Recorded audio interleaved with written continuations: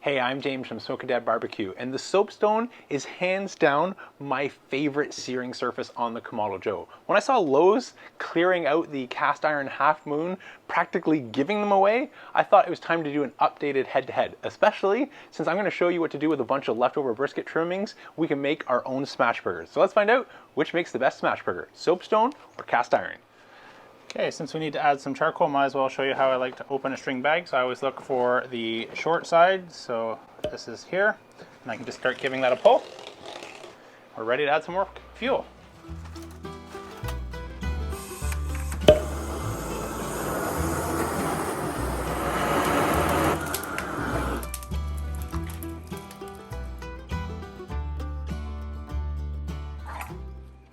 Okay, as you can tell, we've already got our Big Joe Series 1 fired up with some fresh Fogo, and that is now starting to get our dome nice and hot. So before it gets too much hotter, I want to take the opportunity now to drop the soapstone into place. So to do that, especially for smash burgers, this is a really important step. Let's put our divide and conquer rack in here. What you want to make sure we have is a grid in place. And so whether we were to go down in the low position or up top, is we want a grid underneath our soapstone. The soapstone will sit here perfectly, but we're going to be pressing down in the middle for smash burgers. I might not do this for a steak, but for smash burgers, that's an absolute must. Let's grab our soapstone.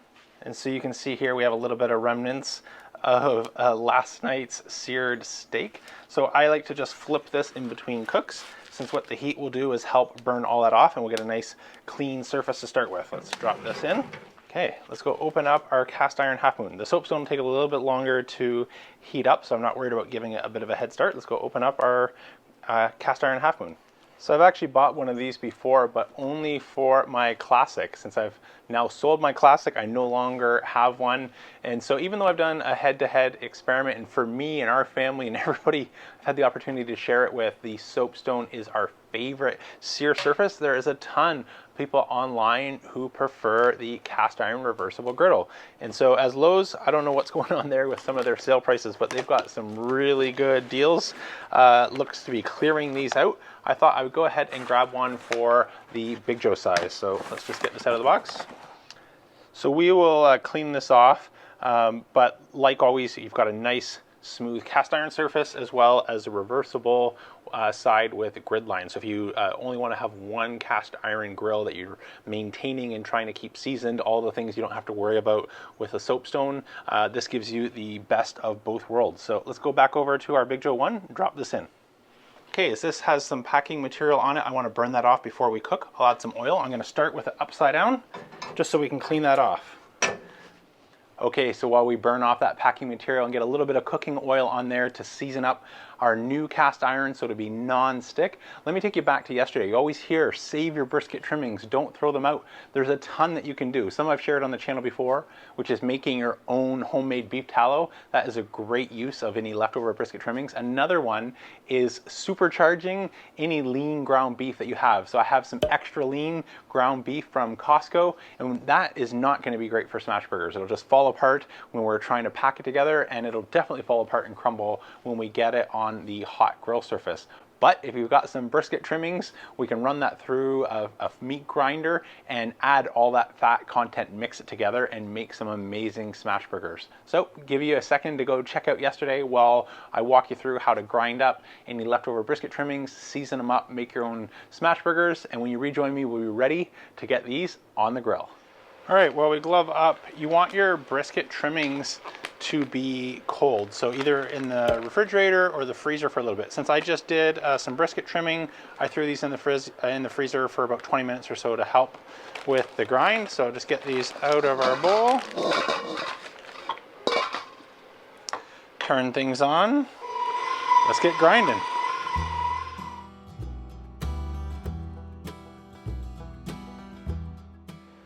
Okay, so now that we've got our chuck all ground and everything cleaned up, we can go ahead and add in our lean ground beef. This is just Costco extra lean ground.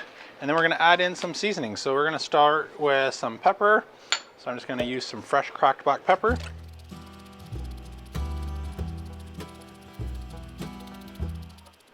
Some Diamond Crystal kosher salt. Some onion powder.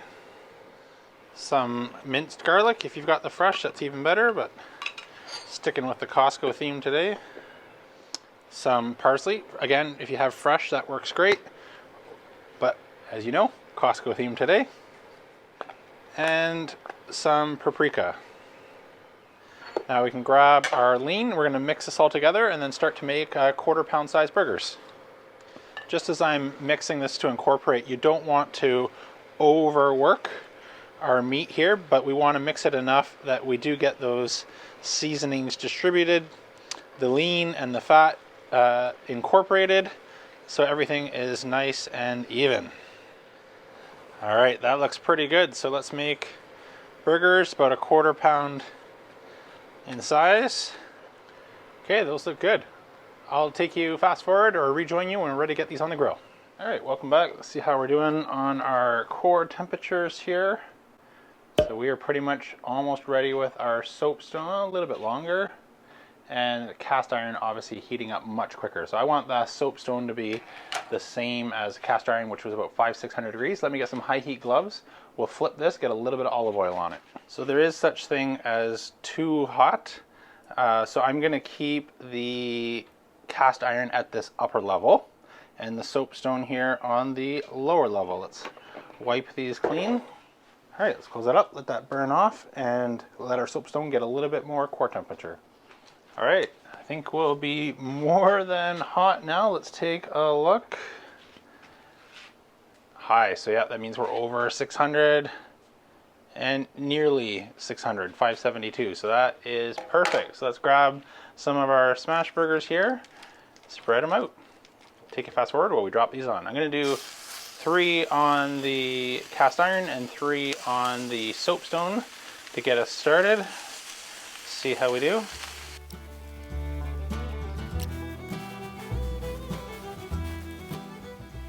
Okay, let's give these a flip.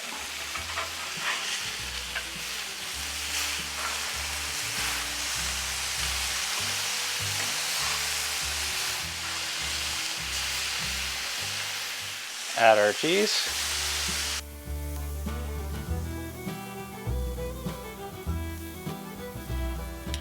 Close the dome, help the cheese melt. Okay, I think our first batch is done here. Ooh, those look good. So I'll get our cast iron ones here on my right so we can do a taste test. Okay, we've made up our burgers. I've kept them in order. So my left is soapstone, right is cast iron. Let's dig in for our taste test. See if we can tell the difference. Not so sure, they look identical. So let's start with our soapstone. Cheers. So sorry for that. It's actually so warm out today. My camera keeps turning off with an internal heat error. So as you can tell, we've done this twice already and I'm getting full of keep eating burgers only to discover the camera's off. So let me try for the third time to let you know what went down. So as we sort of guessed going in, just based on the look, I couldn't tell a difference in the taste. They tasted identical, but there was a bit of a performance difference between the soapstone and the cast iron. So as you saw just in the temperature there, once the soapstone gets up to temperature, it never seems to get super heated. It sort of regulates and holds around that 570 to 600 degrees Fahrenheit, where your cast iron is going beyond the limits of my Thermapen IR, which sort of caps out in around 650 degrees. So even at a higher level, it's really easy to overheat that, not so easy to cool it down. So if you were in the market, you're still trying to decide between the two, this doesn't sway anything my recommendation outside of an amazing deal at Lowe's. So if they still have those available when this video comes out, by all means, at the price I paid, it was only pennies on the dollar. It's almost too good of a deal to pass up. But otherwise, in normal sort of pricing circumstances, I'm still team soapstone. I keep all my gear outside. I don't have to worry about rust and maintaining that surface. So that's really easy on the soapstone. Plus, it's perfectly flat. And so if you were to zoom in on a microscope on any cast iron, not just the half moon here, it's a bunch of little peaks. And so the food doesn't sit quite as flat. So you don't get as nice of a crust and Maillard reaction, especially on something like a steak where I use it all the time. And being antibacterial and that sort of self-regulating thickness, it just makes it that much more practical and easy to use. That's about it for today's video. I've eaten a bunch of burgers and hopefully this one's on camera. But if you enjoyed this one, let me know down in the comments. While you're there, be sure to check out the members only section. I go live once a month where we can answer questions in a little bit more intimate one-on-one setting. And I look forward to seeing you in the next one. That's it for today though. I'm James from Smokin' Dead Barbecue, signing off.